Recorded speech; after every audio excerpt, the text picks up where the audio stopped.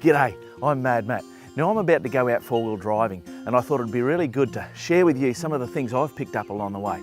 Now it's really good before we go for a drive to check over the vehicle and go through some of the things that are going to make sure that we don't break down out in the bush. So I'm going to start with the engine bay.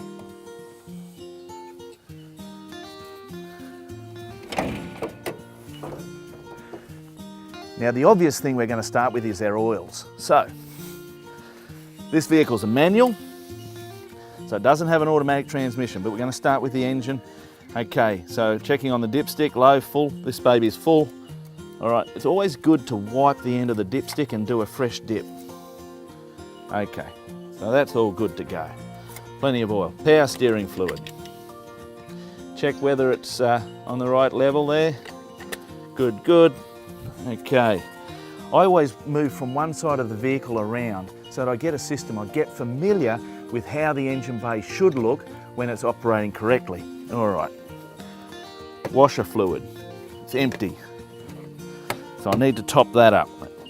Leave the lid off there so I don't forget.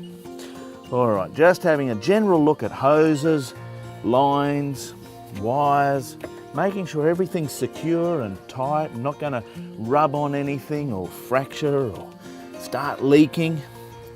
Check out the battery. Are the terminals clean and tight?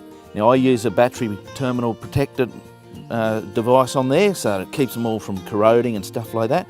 I carry my jumper leads in here and I carry my washer fluid. Now while I've got that, squirt a bit of that in there for bubbles on the windscreen. That keeps the kids entertained. All right, move around to the front of the vehicle, looking at the radiator hoses, making sure there's no leaks, fan belt tension, just making sure that it's got a nice firm tension, not too tight, not too loose. It's all looking good. All right, there we go. Come around to here. I'm looking in the fan, make sure my fan blades are on there. There's no impact on the radiator deeper inside. Again, it's just about getting familiar with what your engine bay and vehicle looks like. Now have a look down inside there, plenty of coolant in the overflow bottle. My second battery, same as the first. Check that the terminals are tight, everything looks in order. It's protected on those terminals, that's good. If you've got serviceable batteries, you know, check that the fluid level is correct. Air cleaner side, I'm not going to open it up today because I know that it's all in good condition in there. I serviced the vehicle just the other day. Looking at the hoses up the back here, heater lines, LPG lines. Are all the hose clamps tight? Is everything looking like it's in the right place? Okay, just all my accessory wiring, circuit breakers, relays, they all look good. Okay, brake fluid, just have a look at the level. That's spot on. Clutch reservoir, is that spot on? Yes, it is. Okay, just having a look now down into the deeper parts like the exhaust, any gas leaks at the flanges, does anything look loose? If nuts and bolts are loose, what you'll notice is there'll be like a little bit of a slimy, grimy residue around the nut or the bolt, and that can be an indication that something's loose. So after the engine bay, we're going to check our tyre pressures. Now we've got 5 tyres, remember that, because you've always got your spare tyre. Now I always run my spare tyre a little bit higher pressure. If my road pressure's at 40, I'll run my spare at 50. That allows for a little bit of leakage over time. Check the general condition of the tyres, sidewalls, tread, are they legal? Are they good for the type of terrain that you're going to be four-wheel driving in? With the pressures, if you're towing or if you're fully loaded, you'll require different pressures. Now your vehicle, your tyres, you need to know what pressures are ideal. With a bit of experience and talking to some experts, you can gain some starting points. Every vehicle, every situation is slightly different. Now don't forget to get under the vehicle and check out for oil leaks, items that are loose. Is the drive shaft, do the unis look like they're being greased and they're in good condition? The exhaust, is the exhaust loose? Now loose doesn't mean that it moves, the exhaust needs to move. Loose is something's broken, there's cracks, there's exhaust leaks, things like that. Shock absorbers, control arms, sway bar, just having a general look. Now as you're going under your vehicle, you'll get familiar over time with what's going on, where things should be, what things should look like. And then you'll be able to tell when something's going wrong and get it fixed.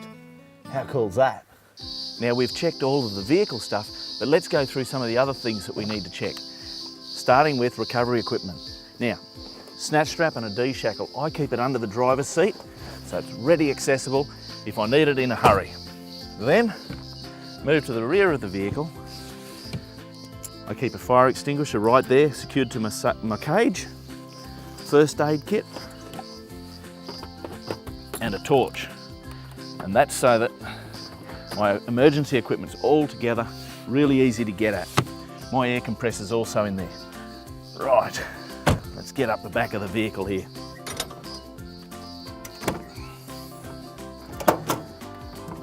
Okay, I've got 60 litres of water in a tank in this vehicle so that we can always have fresh water. And that's so that if we have an emergency overnight and we need to stay overnight, we've got water. Now in this drawer here, I carry the rest of my recovery equipment. Gloves, chains, shackles, straps, all sorts of other stuff. Screwdrivers, and in this toolbox here, I've got a whole heap of tools and other bits and pieces that can help me do emergency repairs out on the track. I've also got spare radiator hoses, heater hoses, fan belts. Up the front there I've got spare wheel bearings, I've got brake fluid, chemi weld, I've got tyre repair equipment, tyre levers, bead breakers, puncture repair stuff, so I can do all sorts of emergency repairs out there on the track, stuff that can just get me back into civilization again. So there's a whole bunch of tips and tricks that I've picked up along the way that I really hope are going to help you just be safe when you go out into the bush. Your vehicle's prepared, you've got equipment, so you've got options. So I'm Mad Matt, stay safe on the trails.